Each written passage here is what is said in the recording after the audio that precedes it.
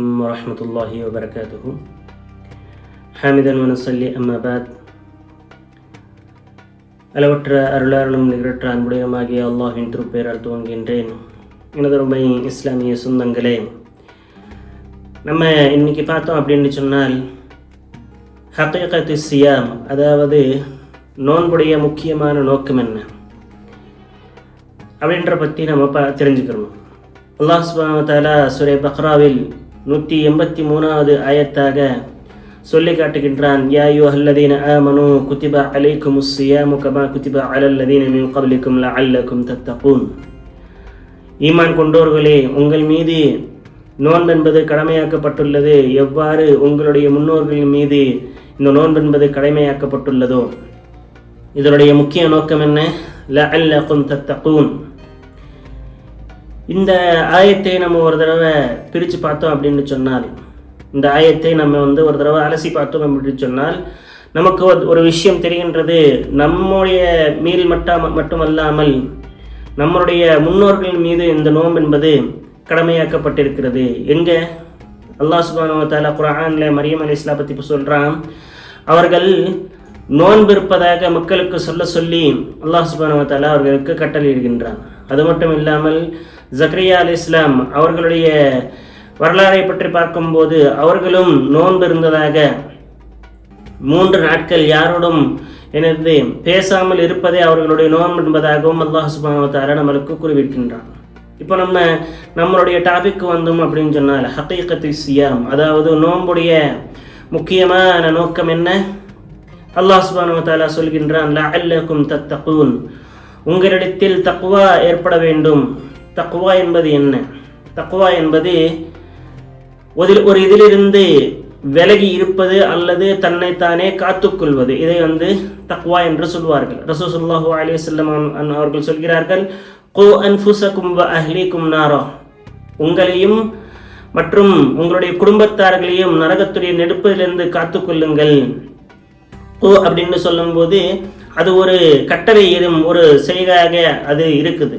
அப்போ தக்வா அப்படின்னு சொல்லக்கூடிய இத்தகி அப்படின்னு சொல்லக்கூடிய அந்த விஷயத்திலிருந்து, அந்த பொருளிலிருந்து நம்மளுக்கு இந்த விஷயம் என்பது கிடைக்குது. அப்போ தக்வன் அப்படின்னு சொல்லும்போது அல்லாஹ் சுப்ஹானஹு வ தஆலா சொல்கின்றான், நீங்கள் தக்வா உடையவர்களாக மாறிவிடுவீர்கள்.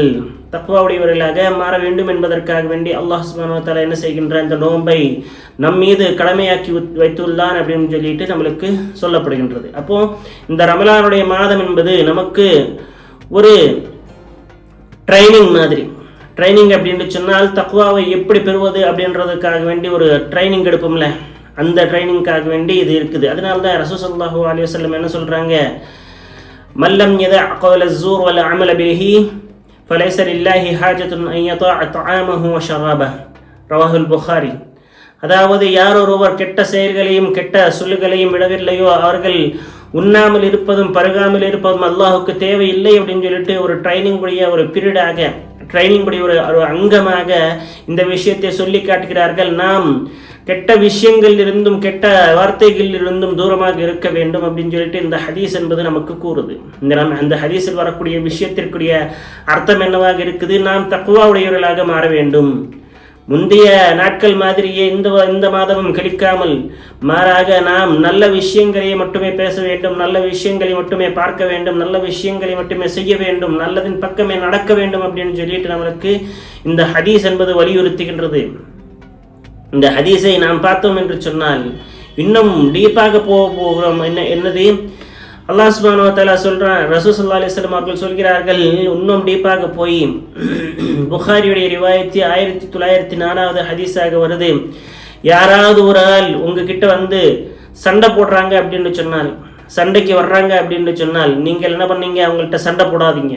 மாறாக அவங்கள நிப்பாட்டி நாங்கள் இன்னைக்கு நோன்பாக இருக்கோம், நீங்கள் எங்கள்கிட்ட சண்டை போடாதீங்க அப்படின்னு சொல்லிட்டு சொல்றாங்க. இந்த ஒரு விஷயத்தை பார்க்கும்போது ரொம்ப ஒரு கவனக்குரியமான ஒரு விஷயம்.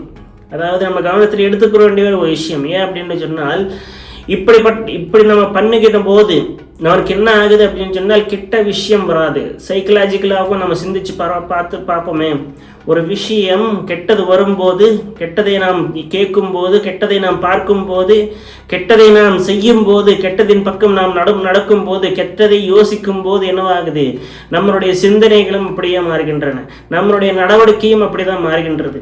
அதனால தான் அல்லாஹ் சுப்ஹானஹு வ தஆலா என்ன சொல்றான், நீங்கள் முஸ்லீம் அல்லாமல் நீங்கள் மரணித்து விட வேண்டாம், முஸ்லீமாகவே நீங்கள் மரணியுங்கள் அப்படின்னு சொன்னால் நம்மளுடைய வாழ்க்கைக்கு சம்பந்தப்பட்ட ஒரு ஹதீஸ் இது.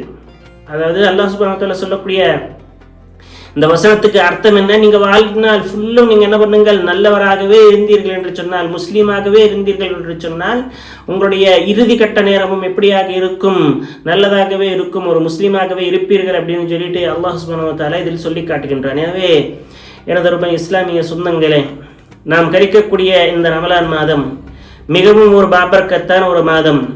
இதனுடைய நோன்புடைய பலன்கள் நமக்கு முழுமையாக கிடைக்க வேண்டும் என்று சொன்னால் அல்லாஹ் சுப்ஹானஹு வ தஆலாவும் ரசூல் ஸல்லல்லாஹு அலைஹி வஸல்லம் அவர்களும் வலியுறுத்திய மாதிரி நம்மளுடைய இந்த நோன்பில் தக்வாவை நாங்கள் ஏற்படுத்திக் கொள்ள வேண்டும்.